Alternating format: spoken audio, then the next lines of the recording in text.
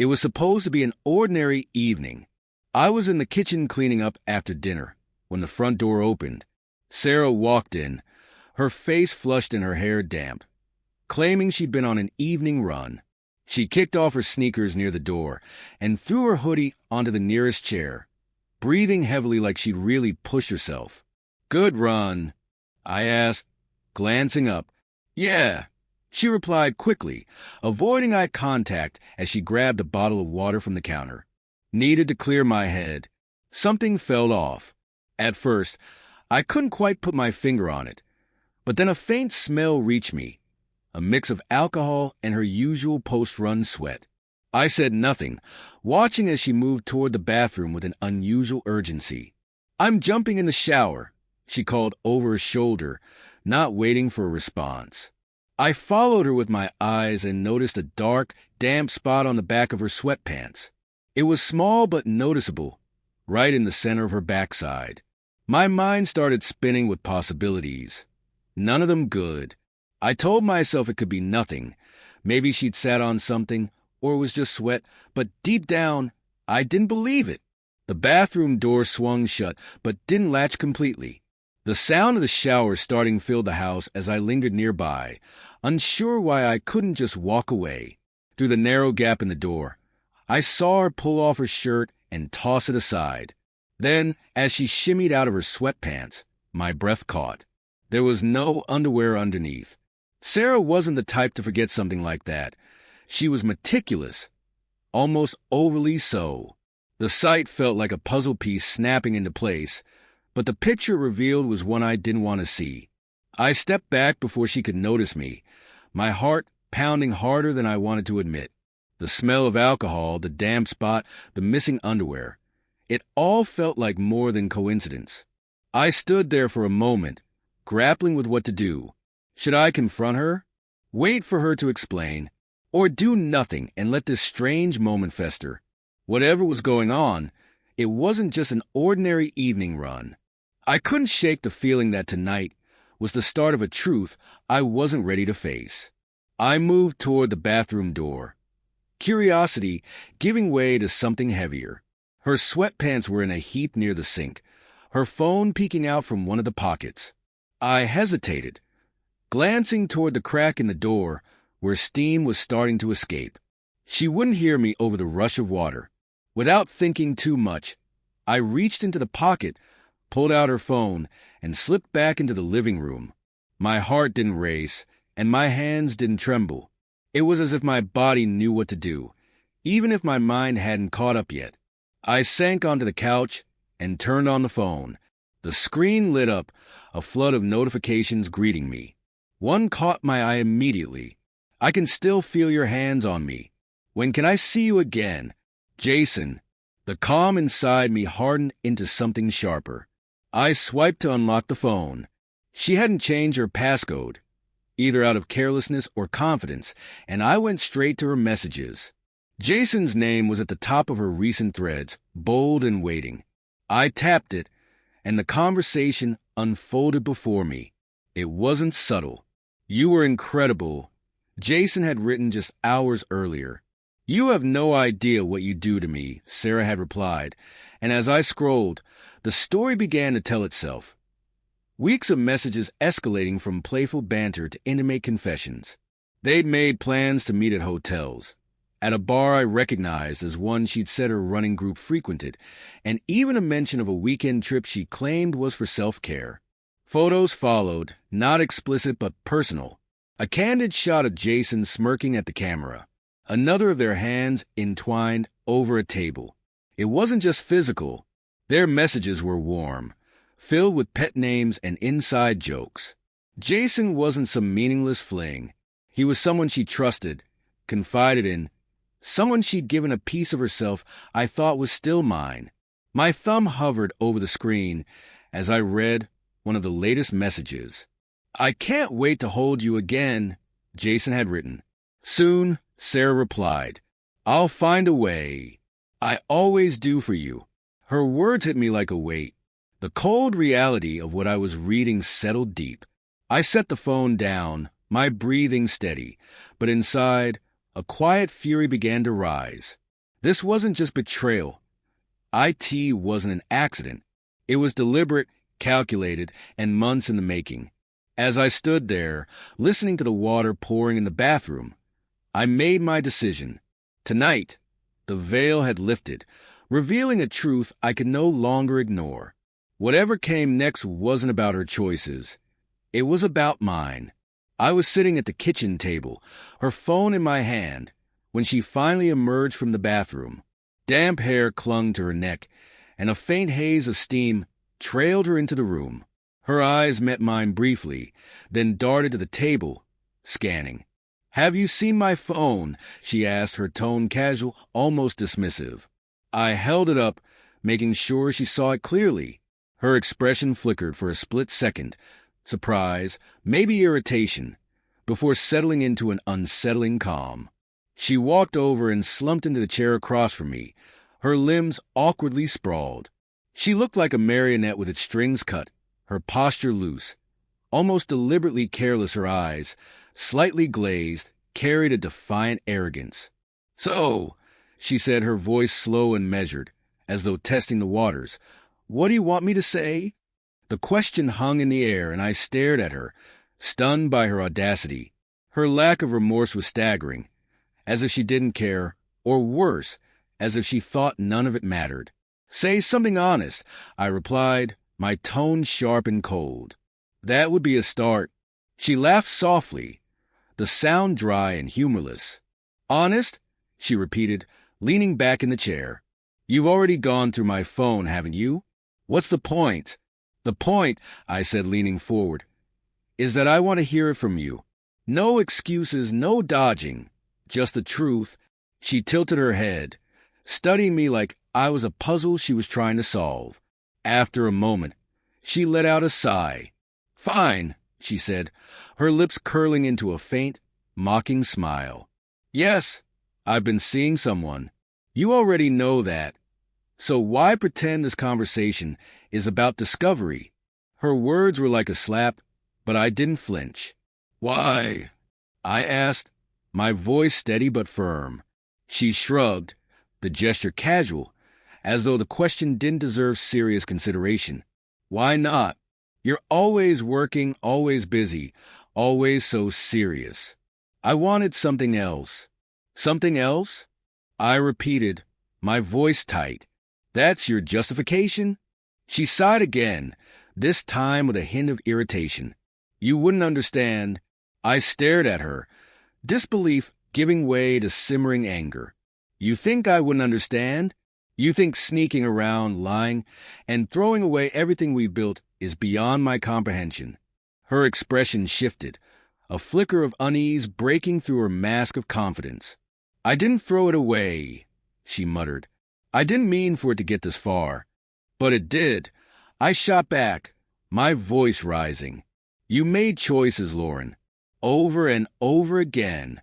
Don't stand there and pretend it just happened." Her shoulders sagged slightly, but the defiance in her eyes remained. "You don't get it," she said quietly.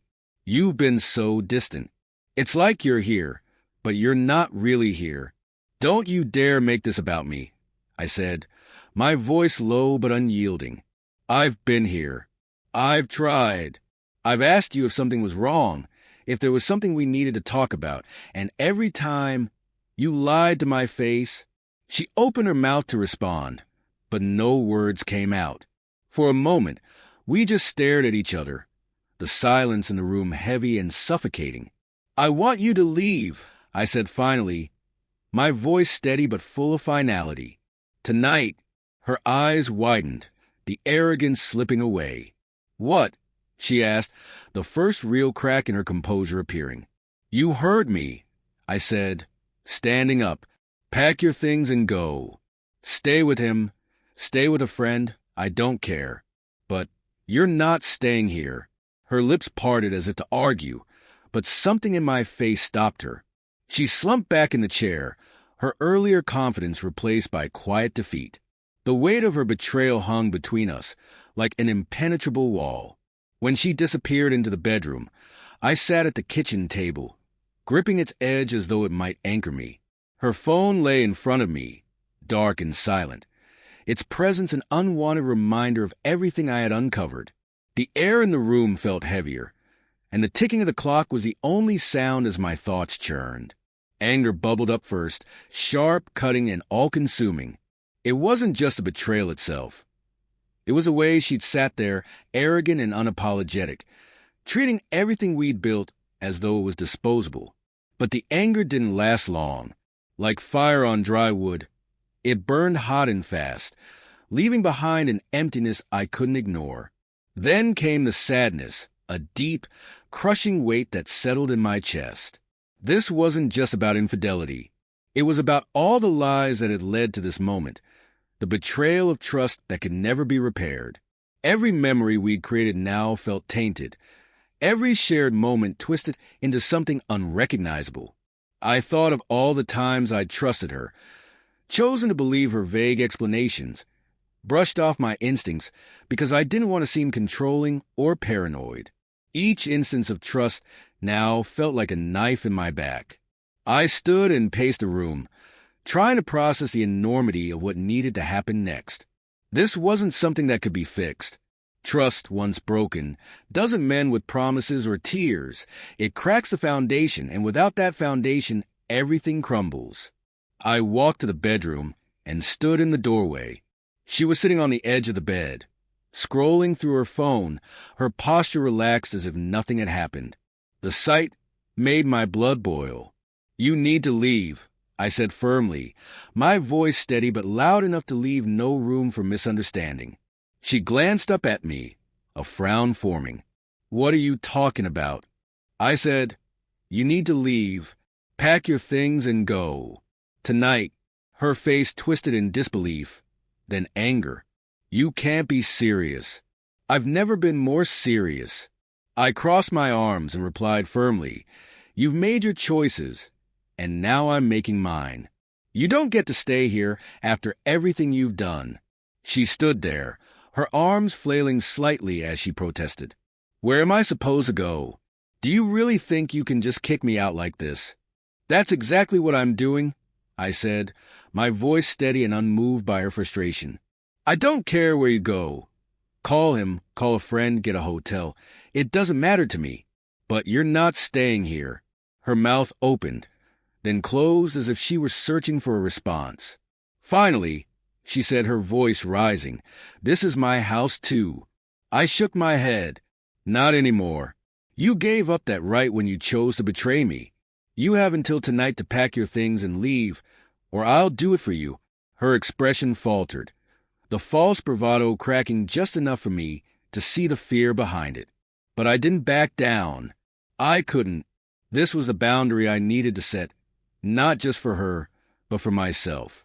For a long moment, she stood there in silence, staring at me. Then, with a frustrated sigh, she turned and began packing her belongings. The sound of drawers opening and slamming shut echoed through the house as I stood in the doorway, watching to ensure she didn't linger. When she finally left, dragging a suitcase behind her, she didn't look back. The sound of the door closing behind her felt like both an ending and a new beginning. The house was quiet, painfully so, but it was a quiet I could live with, a quiet that promised peace, even if it came at a cost. I stood there for a long moment, staring at the closed door. Sadness lingered, but so did something else. Resolve. I had done what needed to be done. Now it was time to start picking up the pieces of my life, alone but honest. That was enough. As the afternoon sunlight poured through the windows, the silence in the house became almost tangible. Her absence was overwhelming, yet somehow the air felt easier to breathe. I stood in the kitchen, staring at the empty chair where, just hours earlier, she had pleaded for another chance. Her words echoed in my mind, empty apologies and promises that had come too late. I had stood firm. I told her to leave and watched as she packed her things, her defiance masking her defeat. The sound of the door closing was still fresh in my memory. For the first time in months, I wasn't second-guessing myself. There was no knot of anxiety in my chest, no lingering doubt about whether I'd made the right decision. I knew I had, Her betrayal wasn't a single act. It was a series of choices that unraveled everything we had built together. Trust, once broken, isn't something you can fix with apologies or tears. I sat at the kitchen table, sunlight reflecting off its surface, and opened my phone. Her number was still saved, her photo still staring back at me from old text threads. Without hesitation, I deleted it. Then I went further, removing her from every social media account and shared app. This wasn't about bitterness or revenge. It was about reclaiming my space, my peace, and my sense of self. I decided to file for divorce immediately. The rest of the day passed in a strange blur. I moved through the house, cleaning up the remnants of her presence. An old scarf on the coat rack, a pair of shoes left by the door. Everything went into a box, ready to be taken out with the trash. With each item I removed, the house felt less like a battlefield and more like a refuge. It wasn't quite home yet, but it was getting there. That evening, I sat on the couch, staring at the empty space across from me. The silence was overwhelming, but it wasn't unbearable. It was the kind of quiet that allowed my thoughts to settle, giving me room for clarity. I thought about the life we'd shared, the promises we'd made, and how easily she had discarded them. It wasn't love that had failed. It was her commitment to it.